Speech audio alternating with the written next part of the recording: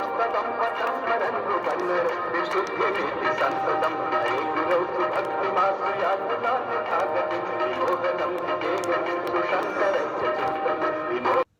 To the roving spirit. चलिए आज हम आपको अपने साथ अपने एक और रोड ट्रिप पे लेके चलते हैं जो हमने दिसंबर 2020 में की थी। निकले तो थे हम खाली 2-3 दिन के लिए लखनऊ जाने के लिए, और ये 2-3 दिन एक्सटेंड होके 15 दिन हो गए। और लखनऊ के बाद हम एमपी घूमते हुए 15 दिन में करीब 2400 किलोमीटर का डिस्टेंस कवर करके दिल्ली वापस आए। तो इसके पहले हम तो यही सोचते थे कि हम एमपी में काफ़ी जगह तो पूरा घूम ही आए हैं, जबलपुर, भेड़ाघाट, बांधवगढ़, मांडू, इंदौर, काफ़ी मेन जगह हम देख चुके थे और हमें लगता था कि हम सब अब एमपी हमारा कवर हो गया है। लेकिन इस बार फिर हम ऐसी अच्छी और सुंदर सुंदर छोटी छोटी जगहों पर गए। और आइए चलिए आप भी हमारे साथ आइए और देखिए कि हमने एमपी में इस बार क्या क्या डिस्कवर किया। 13 December, on a foggy winter morning, we left Delhi for Lucknow, which is about 550 kilometer from Delhi. जैसे ही हम एक्सप्रेस वे पर आए, वहाँ पे जो फर्स्ट पेट्रोल पंप और फूड कोर्ट है, वहाँ आते आते हमारी गाड़ी ओवरहीट होने लगी। और लकीली वहाँ पर एक सर्विस सेंटर था, तो उन्होंने बोला कि हम 2 घंटे में गाड़ी बना के दे देंगे। तो हमने गाड़ी उनको दी, और उसके पास में ही एक ये अच्छा सा ढाबा था जिसपे कितना अच्छा स्लोगन लिखा है, गुड फूड गुड मूड। तो फूड तो हमने कुछ नहीं लिया, बट हमने 2-3 कुल्हड़ चाय जरूर पी ली जो यहाँ पर अच्छी थी, और हम गुड मूड में ही रहे। 2 घंटा हमने यहाँ पर इंतजार किया। अच्छी सी धूप थी तो बाहर बैठ के चाय पीने में भी एंजॉय ही हम कर रहे थे। और बड़ी थोड़ी देर में करीब 1.5 घंटे में गाड़ी हमारी बन गई और हम यहाँ से चलने को तैयार हो गए। तो वो जो शेड है ग्रीन कलर का, वही है गराज जहाँ हमारी गाड़ी बन रही थी। Palacio mall, the biggest mall in Lucknow, ये हमने पहले कभी लखनऊ में नहीं देखा था, जहाँ हम कहीं आते रहते हैं। तो as we are driving by, ये हमें अच्छा सा लगा, जगमगा रहा था, तो हमने इसकी फोटो ले ली। और यहाँ हम 2-3 दिन रहे फैमिली के साथ, और उसके बाद हम चलने को तैयार हो गए Chitrakoot. So all set to go to Chitrakoot now, which is about 234 kilometre from Lucknow. So Lucknow से हम निकल के सबसे पहले गए चित्रकूट। लखनऊ से चित्रकूट इज़ ओनली 234 किलोमीटर। और रोड्स अच्छी हैं, कहीं कहीं जहाँ जहाँ स्पेशली यूपी के एरिया में जहाँ पे रोड में काम हो रहा था, वहाँ हमें थोड़ा टाइम लगा रोड पे, नहीं तो इट्स अबाउट 6 और 7 आवर्स जर्नी। अगर आप दिल्ली से चित्रकूट जाते हैं तो इट इज़ 667 किलोमीटर, और वही आगरा, वृंदावन, इटावा, बांदा होते हुए रास्ता है। लेकिन दिल्ली से आप इलाहाबाद जा सकते हैं बाय ट्रेन और बाय एयर, और इलाहाबाद से इज़ ओनली अबाउट 120 किलोमीटर। सो आइए, चित्रकूट बहुत ही सुंदर जगह है, पावन स्थल है। रामचंद्र जी ने अपने वनवास के 14 साल में 11 साल तो यहीं बिताए थे। तो आइए और आप भी देखिए यहाँ क्या क्या देखने के लिए है। Chitrakoot is 100 kilometre from here, और जीपीएस के हिसाब से हमें 3 घंटे लगेंगे। So I am sure road is not very good. ये ब्रिज हम क्रॉस कर रहे हैं गंगा नदी के ऊपर, और लखनऊ से निकलते ही हमने फास्ट टैग लगवा लिया था, जिससे कि हमें रास्ते में हमारा टोल गेट पे समय काफी सेव हुआ। और इस पुल के आने के जस्ट पहले जीपीएस ने हमें एक सड़क पे घुमा दिया था जो खेतों के बीच में से होते हुए आई थी, तो थोड़ा ज्यादा समय तो लगा हमें उधर, लेकिन ड्राइव बहुत ही सुंदर थी, गेहूं के खेत में से होते हुए हम लोग, और फिर बस जस्ट इस पुल के पास आकर हम मेन रोड पर आ गए। शाम होते होते हम चित्रकूट पहुंच गए, और यहाँ एमपी टूरिज्म के होटल मंदाकिनी में रुके। बुकिंग नहीं थी, लेकिन हमें रूम्स यहाँ मिल गए। ये इनका रिसेप्शन है। ये लोग बैग्स को ला करके यहाँ पर सैनिटाइज कर रहे थे, विच वॉज गुड। 3 तरह के कमरे हैं इनके पास, बजट रूम्स हैं, फर्स्ट फ्लोर पे सुपर डिलक्स हैं। हमने डिलक्स रूम लिया जो इस गैलरी के एंड में लेफ्ट में है, काफी स्पेशियस रूम था। ये लिस्ट यहाँ रिसेप्शन में लगी थी जो भी यहाँ जगह देखने लायक है, and we visited almost all of them. Chitrakoot के घाट पे भई संतन की भीड़, तुलसीदास चंदन घिसे तिलक देत रघुवीर। कहा जाता है कि इसी राम घाट पे जो चित्रकूट में है, यहाँ पे रामचंद्र जी ने तुलसीदास को दर्शन दे करके उनको तिलक लगाया था, और ये यहाँ का सबसे पावन घाट माना जाता है। राम, लक्ष्मण, सीता यहाँ स्नान करने आते थे। आरती शुरू होने वाली है। इन रंग बिरंगी बोट्स में बोटिंग करते हुए लोग आरती का आनंद लेते हैं।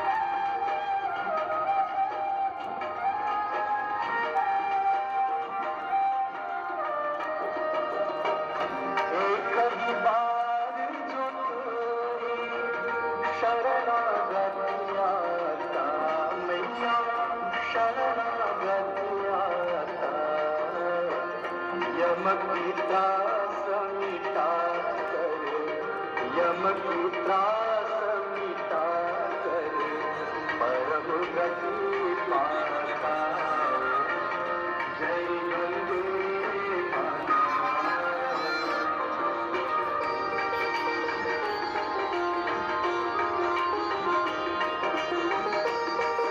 नदी के उस पार ये हनुमान जी की विशालकाय प्रतिमा दिखी, तो हम नदी क्रॉस करके उस पार गए।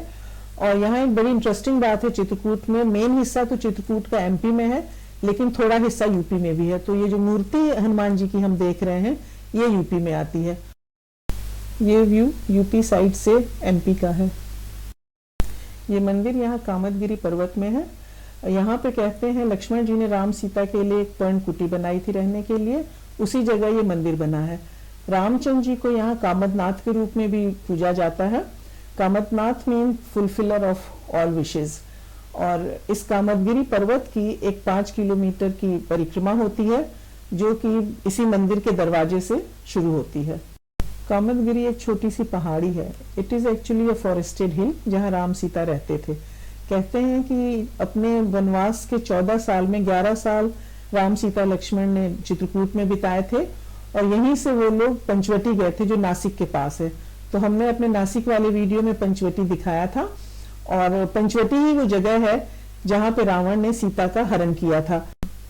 परिक्रमा के रास्ते में बहुत सारी बकरियां, गाय और बंदरों से तो ये भरा ही हुआ है, लेकिन साथ में छोटी मोटी खाने पीने की भी दुकानें हैं, चाय भी मिल सकती है, पानी आप खरीद सकते हैं, but it's better to carry your water bottle with you.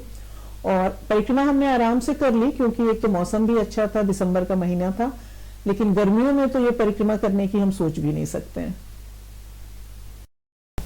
इस प्रदक्षिणा पथ पे 100 से ज्यादा छोटे बड़े मंदिर हैं, और ज्यादातर ये मंदिर तो राम और सीता के लिए हैं, और इतने सारे मंदिर थे तो हम सब में तो नहीं जा पाए, लेकिन कुछ में गए। अंदर से बहुत ही अच्छे कलरफुल थे। और कहते हैं कि चित्रकूट में ब्रह्मा, विष्णु, महेश तीनों ही अवतरित हुए थे। और फिर ऑफ कोर्स जहां राम सीता का मंदिर हो वहां हनुमान जी ना हो, ये कैसे हो सकता है। इस परिक्रमा पथ पर ही ये एक भरत मिलाप मंदिर है, जो यहाँ का मेन मंदिर है। इसमें जरूर आना चाहिए। कहा जाता है कि यहीं पे भरत जी राम जी से मिलने आए थे अयोध्या से, उनको वापस ले जाने के लिए, और यहीं पर उन लोगों का मिलाप हुआ था, राम और भरत का। उनके चरण चिन्ह है यहाँ पे, और इतनी भावभीनी उनकी ये मुलाकात थी कि उससे चित्रकूट के रॉक्स और माउंटेन्स भी पिघल गए हैं यहाँ के। और यहीं से वो फिर उनकी चरण पादुका लेकर के अयोध्या वापस गए थे। हजारों वर्षों से लोग इसको पूजते आ रहे हैं यहाँ पर। इसके साथ में यहाँ पर ये है, यहाँ पर सीता और कौशल्या का मिलाप हुआ था, और यहाँ पर अंदर सीता और कौशल्या के चरण चिन्ह हैं। और इसके साथ में ही ये जगह है जहाँ पर कि लक्ष्मण और शत्रुघ्न का मिलाप हुआ था, और इसी के नीचे लक्ष्मण और शत्रुघ्न के भी चरण चिन्ह है। भरत मिलाप मंदिर से आगे चलते हैं तो लक्ष्मण पहाड़ी आती है। लक्ष्मण पहाड़ी यूपी में पड़ती है। यहाँ जाने के लिए 1000 सीढ़ियां हैं। तो हमारे पास ना इतना समय था कि हम ऊपर जाते, लेकिन अब रोपवे बन गया है, तो इसलिए हम आसानी से रोपवे में बैठ करके ऊपर गए। यहाँ ऊपर जाकर के बहुत ही सुंदर राम, लक्ष्मण, सीता, भरत और शत्रुघ्न का मंदिर है। और कहते हैं यहाँ से लक्ष्मण जी निगरानी किया करते थे। और ये भी कहा जाता है कि जब भरत आए थे तो राम और भरत यहाँ गले मिले थे। तो यहाँ बहुत सारे खंबे या कॉलम्स हैं, तो लोग उनके गले मिलते हैं। और बहुत सारे पत्थर भी एक जगह पड़े हुए थे, एक के ऊपर एक रख के। तो पंडित जी ने बताया कि इन पत्थरों को एक दूसरे के ऊपर रखने से आप कुछ भी मनोकामना करते हैं वो पूरी होती है। और एक्चुअली बहुत सारे लोग वो कर भी रहे थे। यहाँ से बहुत ही सुंदर, ऊपर आने पर व्यू बहुत सुंदर है। ये ऊपर से यहाँ का व्यू दिखता है। यहाँ एक लक्ष्मण कुंड भी था, लेकिन वो कवर्ड था। और यहीं से कामदगिरी पर्वत का भी दृश्य बहुत सुंदर होता है। तो ये जो सामने पहाड़ी देख रहे हैं आप, ये वही कामदगिरी पर्वत है जिसकी हम परिक्रमा में हैं। अब हम वापस चलते हैं नीचे अपनी परिक्रमा पूरी करने। बड़ी सुंदर रोड है जंगल की। इट इज इंडियन जंगल। देखो इंडिया का आउटसाइड चित्रकूट से करीब 15 किलोमीटर दूर जा रहे हैं हम लोग सती अनुसुईया मंदिर। यहाँ पे मुझे जिम कॉर्बेट की याद दिला रहे हैं। अच्छी ड्राइव है और अच्छी रोड है। हाँ, इधर की रोड भी अच्छी है। ये सब एमपी में है, आधा चित्रकूट यूपी में है, आधा एमपी में है। यूपी की तरफ की सड़कें खराब थी लेकिन एमपी में बहुत अच्छी हैं। ये हम सती अनुसुईया के मंदिर में पहुंच चुके हैं। ये जगह चित्रकूट से करीब 16 किलोमीटर है। सती अनुसुईया का मंदिर बहुत ही यहाँ का एक पावन स्थल माना जाता है। ये मंदाकिनी रिवर है जो यहाँ पे मंदाकिनी का उद्गम स्थल भी है। तो एक बार चित्रकूट में 10 साल तक जब बारिश नहीं हुई थी तो सती अनुसुईया ने कठोर तपस्या करके मंदाकिनी रिवर को चित्रकूट में इसी जगह पे उतारा था। तो ये मंदाकिनी रिवर है जो बहुत ही साफ थी और रिफ्लेक्शन देख सकते हैं पेड़ों का कितना सुंदर यहाँ पर आता है। यहीं पर एक खूब सुंदर और बड़ा मंदिर भी है, ये जो दिख रहा है ये सती अनुसुईया का मंदिर है। कहते हैं राम और सीता यहाँ सती अनुसुईया से मिलने भी आए थे। ये मंदिर मंदाकिनी नदी के तट पर ही बना हुआ है और यहाँ भी बंदर बहुत सारे थे। ऐश कर रहे थे बंदर, खा पी रहे थे और सबको एंटरटेन कर रहे थे।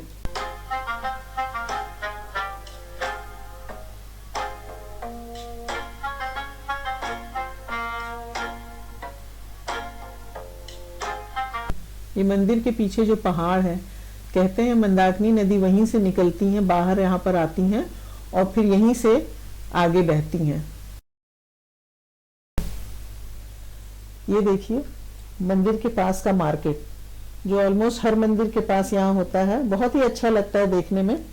शॉपिंग तो हम यहाँ से कुछ ऐसी खास नहीं करते हैं, लेकिन बस इन दुकानों को देखकर बहुत अच्छा लगता है। और मैं जानती हूँ बहुत सारे लोग यहाँ से काफी शॉपिंग भी कर लेते हैं और बट सो कलरफुल। सती अनुसुईया मंदिर से 2 किलोमीटर आगे जाकर ये जगह है जिसे गुप्त गोदावरी कहते हैं। कहा जाता है कि यहाँ राम और लक्ष्मण दरबार लगाते थे और भगवान राम ने सीता माँ के स्नान के लिए यहाँ गोदावरी मैया को प्रकट किया था। तो एक केव जो है जिसमें उनका दरबार लगता था, उसकी ये एंट्रेंस है जो कि बहुत ही नैरो है, मुश्किल से अंदर जाते हैं, लेकिन अंदर जाकर ये काफी वाइड केव है और यहाँ पे राम लक्ष्मण सीता की प्रतिमाएं हैं जिनकी पूजा होती, पंडित लोग रहते हैं जो पूजा कराते हैं। ये दूसरी केव है जो बहुत सकरी सी है, इसमें घुटने तक पानी में चल करके अंदर जाते हैं और जहाँ ये गुफा खत्म होती है वहां पे पूजा होती है और वहीं पे गुप्त गोदावरी का उद्गम माना जाता है। और उसके बाद वहां से वापस आते हैं तो जहाँ ये गुफा खत्म होने लगती है वहीं पर ये सिमट भी गई हैं, आगे नहीं दिखती हैं, इसीलिए इन्हें गुप्त गोदावरी कहते हैं। ये है स्फटिक शिला जहाँ माता सीता ने प्रभु राम के साथ चित्रकूट में अपने वनवास का सबसे अच्छा समय व्यतीत किया था। कौवा काना क्यों होता है उसका उत्तर इस शिला की कथा में ही है। तो एक बार माता सीता यहाँ पे बैठ करके नदी का मनोरम दृश्य निहार रही थी और कौवे ने उनके पैर में चोंच मारी थी और खून बहने लगा था। तो भगवान राम ने क्रोधित होकर बाण मार के कौवे को काना कर दिया था। इस शिला पे कौवे की चोंच, भगवान राम के बाण और भगवान राम और सीता माँ के पदचिन्ह अभी भी देखे जा सकते हैं। जनक पुत्री होने के कारण सीता जी को जानकी भी कहा जाता है और ये है जानकी कुंड। यहाँ सीता जी स्नान करती थी, इसीलिए इसको जानकी कुंड कहा जाता है। ये मंदाकिनी रिवर के पास है और बहुत ही सुंदर जगह है ये। यहाँ पर भी उनके पद चिन्ह देखने को मिल जाते हैं। अब तक शाम हो गई थी, यहाँ बहुत ही अच्छा लगा हमें। एक तरफ तो जंगल थे और वहां से चिड़िया की चहचहाहट की आवाज आ रही थी और एक तरफ नदी की कलकल आवाज। ये है हनुमान धारा। लंका जला के जब हनुमान जी वापस आए थे और उनकी पूंछ में बहुत जलन हो रही थी तो उस जलन को शांत करने के लिए प्रभु राम ने अपने बाण के प्रहार से इस पर्वत में से एक धारा निकाली थी जिससे उनकी पूंछ की जलन शांत हुई थी।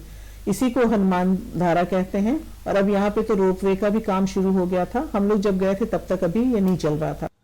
So don't forget to like, share and subscribe. See you soon in next episode.